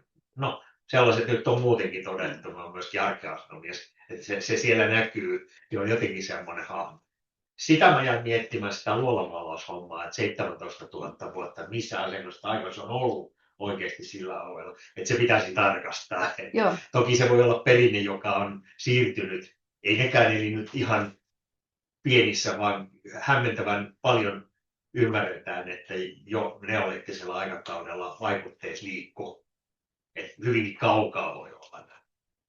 Härkä kuitenkin löytyy niin kuin monesta muinaisuskomuksesta. Se on ollut jotenkin tärkeä myyttinen hahmo. Ja kyllä tuolla eteläisemmillä leveysasteella niin kuin ne tähdet on näkynyt paremmin. Meillähän on juuri se semmoinen, mitä mä nyt kun tein siitä Pregessiosta esitän. Meillä on joitakin, niin kuin nyt tällä hetkellä me ei nähdä, siis Jousimiehen Skorpionin seutua, koska siihen sattuu se kesä. Mutta noin 10 000, mitähän olisi? 10 000. Vähän niin Jakobin jälkeen. Olen miettinyt, mitä se voisi olla, kun siinä vaiheessa Orion ei oikeastaan on ollut juuri samassa asemassa kuin mitä nyt on Jousimiehen Skorpionin seutua. Eli juuri kesän aikaan ja on matalalla, tai siis se korkeimmilla olo sattuu sinne.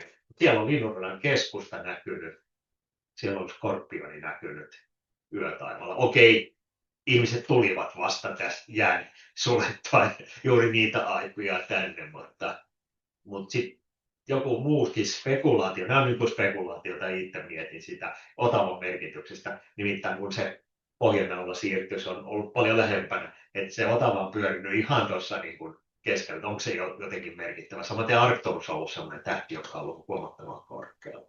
Ei niin kuin näy tuolla perinteisesti, ne on sieltä on kadonnut. Siitä Pohjanalastahan on joskus, ihmiset tekee sen pienen virheen, että se on pohjatähti, mutta ainakin Marianne Rittestad on epäillyt. Se on ajan mukaan ollut juuri sitten se tähti, mikä on ollut siellä. Napatähti, että se ei ole pohjatähti, vaan se napatähti. Pohjatähti on, jos ei se nyt sattuisi olemaan tuolla kohdalla, niin sehän on oikeasti aika huonosti löytyvä tähti. Se ei ole mitenkään erikoinen. Se on siellä yksi puolihimmeiden joukossa. Ja sen takia niin en usko, että se on muuten pitkään aikaan, etteihän nämäkään muutama tuhat vuotta sitten pyramidien rakentamisen aikaankin. Ja se Tuvan tähti on vielä huomattavasti himmeämpi lohikäärme. Eli siinä ison karven ja pienen karven välissä on siis lohikäärme ja lohikäärmen häntä itse asiassa. Se Tuvan tähti on ollut. Se on ollut itse asiassa vielä lähempänä napaa, mitä meillä. Mutta joo, sitä tuli selvitettyä. Joo, kyllä noita on ihan mielenkiintoista, mutta myytit on tosi vaikeita. Kyllä mäkin olen vähän sillä kannalla, että tietyt luonnonilmiöt on todella niin todennäköisesti vaikuttanut siis nyt. Ei ne ole ihan puhtaasta mielikuvituksesta keksitty kaikki. No se on sitten, kun tullaan tuolta taivalta alaspäin, puhutaan esimerkiksi vedenpaisumusmyyteistä, niin ne on, kun niitä löytyy myös ihan ympäri maapallon kaikilta alkuperäiskansoilta, niin on ihan loogista ja niin kuin helppo ajatella, että kun jäät on lähtenyt sulamaan, niin siellä on tapahtunut erinäköisiä jääpatoja, on murtunut, vedet on päässyt valumaan uusille alueille, tämmöisiä pienimuotoisia vedenpaisumuksia, jopa suurempia, niin niitä on tapahtunut ihan kaikkialla. Miksi tämä on Mustanmeri vai mikä? Niin sehän joskin Välimerestä niin siitä jääkauden jälkeen niin muuttunut. Siitä me ajattelemme, että on syntynyt yhtään Raamatussa mainittu vedenpaisumus. Se on todennäköisesti. Tietysti sitten erilaiset tsunamit. Joo. Ihan samalla lailla. Eli muun muassa tunnettu Atlantis-vyyhti ja Santorinin saari. Eli Kreetaltahan on oikeasti löytynyt, että se luuttelisin koko Pohjois-Kreetan tuolta suunnilleen se sieltä aiheutunut tsunami tuolta. Ja sitten mitä tapahtuu Norjan rannikolla, Joo. mitä se oli 6000 vuotta sitten, valtava merenalainen maanvyöry, jossa... No joo, Joo. ne oli tietysti aika kauan. No jotain semmoista kuitenkin. Niin kuitenkin todennäköisesti Norjankin rannikolla on ollut jo jotakin asujaimistoa. Ja yhtäkkiä sieltä tulee ihan hirvittävä hyökyaalto, joka huuhtoo kaiken pois. Siinä hävisi kulttuuri, kaikki. Se oli se, nyt kun mä taas muistasin sen Pohjanmeren Joo. toi, mikä se alue, että mistä se Joukkelpa. Joo. Joo. Niin siis, no sehän oli jo edistymässä ja suostumassa, mutta minun arveltuni olisi juuri tämän aiheuttaneet. Mutta ne on sääilmiöitä, mutta toisaalta niin, geofysiisiä geofysiikkaa kellosta liittyviä ilmiöitä. Tähtitaivas toki ihan tässä samalla. Se on kuitenkin aika vaikuttava ja juuri kun auringon tämän elämää antama merkityksen takia ollut todennäköisesti se ensimmäinen, mitä on ruvettu ihan tietoisesti seuraamaan ja siitä tekemään päätelmiä. Paula tuosta puhuttiin just tästä vedenpaisumusjutusta, niin Raamattu ja Gilgamesin vedenpaisumusta alkuperäisesti on epäilty Mesopotamian tulvia. Niitä on jopa sen verran paljon, ettei voida edes sanoa mikä niistä. Valitettavasti ei muista, niin paljon muista sitä lähdekirjaa. Kuitenkin Eero Junkkala, yhteinen kirjoittaja, käsitteli arkeologin tutkimuksia alueen. Joo, tämä liittyy näin. On aika paljonkin tutkittu itse asiassa nyt viimeisinä aikoina tiettyjä juttuja. No, nyt liittyy ehkä maapalloon ja ilmastoon enemmän. Ilmastokatastrofeja on ollut aikaisemmin. Mutta joo, noi reposvammat voi olla kyllä ihan mielenkiintoinen juttu. Mutta toisaalta niin sekin tapahtunut kauhean hitaasti. Ei niin kuin ihan yllättäviä kaikki olla. Paitsi sitten valtavat myrskyt on kuitenkin aika harvinaisia. Joo, se haluan muistaa. Siitä oli aika paljon, kun meidän harrastajat puhuivat siitä, sitä yhtä Raamatun tulkinnasta. Ei kauhean yleisiä tosiaan, vuosikymmen tapauksia saattaa olla noin kirkkaan, vaikka niitä periaatteessa 200 kertaa vuodessa näkyykin. Mutta silloin kun niitä näkyy, niin se on jotenkin tommoinen poikkeuksellinen ja täyttää koko taivaan. Se on aika hämmentävää, kun sitä miettii, että mikä se ihme-ilmiö on. Kyllä siinä on henkilö, joka ei tiedä valon taittumista ja jäähileitä ja kiteiden muotoa ja kaikkea tämmöistä, niin kyllä sitä miettii monta kummallista asiaa. Se oli Jukkala Luovivuoren Raamatun maa, oli se kirjan nimi 1993. Niin jo tuossa sitten Esa-lehtismäkin sanoi, että suulliseen tarinaperinteeseen liittyy myös kertojat parantelevat tarinaa. Tavallinen tulva saattaa kasvaa ajan myötä. No, sama voi koskea näitäkin, että se siellä perinteessä sitten se sukupolvien ajan on ehkä kiinnittänyt huomiota tai kerrotaan tarinaa. Täytyy aina muistaa, että ainakin me leikittiin kakarana semmoista leikkiä kuin rikkinäinen puhelin. Ollaan ringissä, yksi kuiskaa ensimmäisen korvaan jonkun lauseen ja se pitää toistaa. Ja sitten kun katsotaan, että mihin se niin kuin 5. kaverin jälkeen tarina on muuttunut, miten nopeasti se muuttuu. Ja miettikää nyt, ihmiset asu jossakin siellä Laskoon luolian aikaan, Neandertalinkin ihmiset, hyvin pienissä ryhmissä. Yksi ryhmä siellä, toinen täällä, tuskin tapasivat toisiaan muulla kuin vaimovarkauden hetkellä. Niin ei niillä välttämättä ollut samaa kieltä. Niin mikä mahdollisuus väärinkäsityksiin? Kuinka kauan meni ihmisryhmillä ennen kuin löytyi edes yhteinen kieli, millä keskustella, millä ymmärtää jotakin viestejä?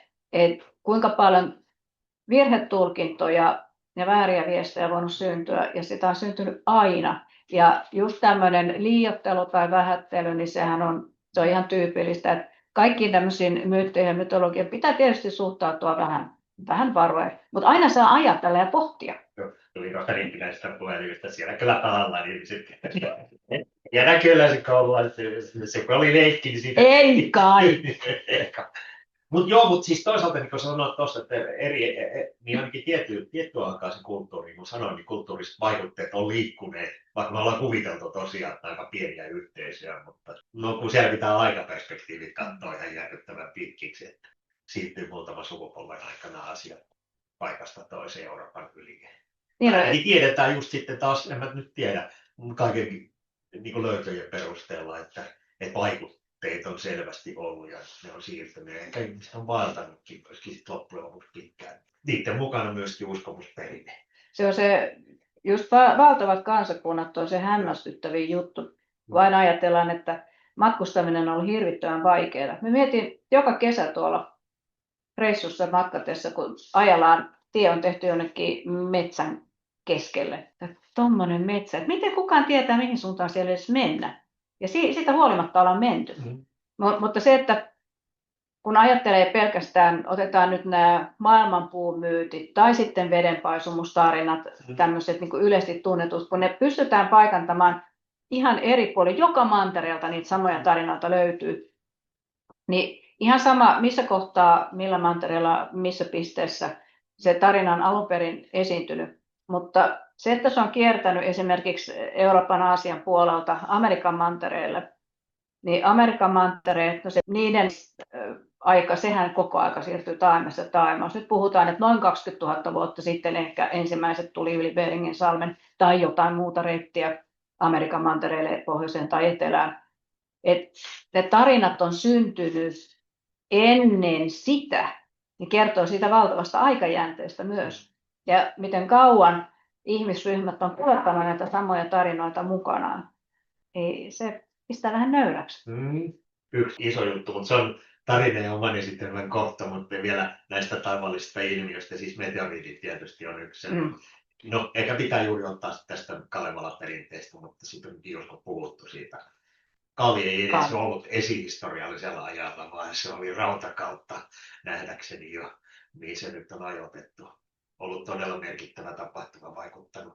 Tai ainakin väittävät nyt tiettyjen suuntausten kansantieteilijät, että tämä löytyy virolaisten meidän Kalevalan perinteistä.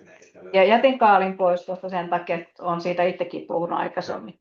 Mutta joo, se Kaali on niin kuin ihan kokonaan oma tarinansa. Joo, mutta tavallaan liittyy siis myyttejä. Ehdottomasti kyllä. Vaikka onkin vähän niin kuin jo tuoreemmalta ajalta. No se taas tulee sitten meitä lähemmäs, että Kaalimeteoriitin tippuminen ja sen aikaan saamat tepposet, niin nehän luetaan suoraan, jos näin halutaan, niin Kalevalasta. No. Siellä kuvataan valtavia metsäpaloja, siellä kuvataan tsunami-aaltoja ja niiden vaikutuksia, miten paine-aalto ihmisiä rikkoo. Se on niin kuin lukisi Hesaria. Aina sen kaatuminen joutui. Mutta joo, ihan silleen jännä.